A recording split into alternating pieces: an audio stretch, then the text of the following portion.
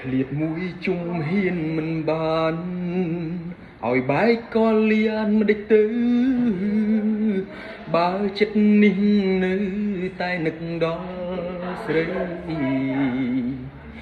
ដៃទាំងគូពងអោពីស័យចង់ពេលនេះថ្លៃឲ្យអ្នកថ្មី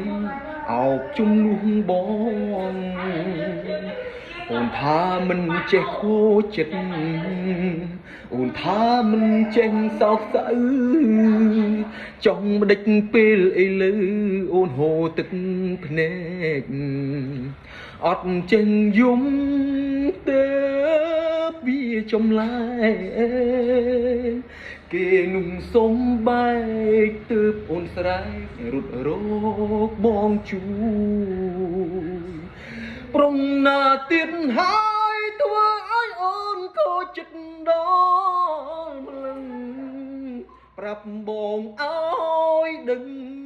ព្រលឹងកុំលាក់បាំងអីគេល្អប៉ុណ្ណា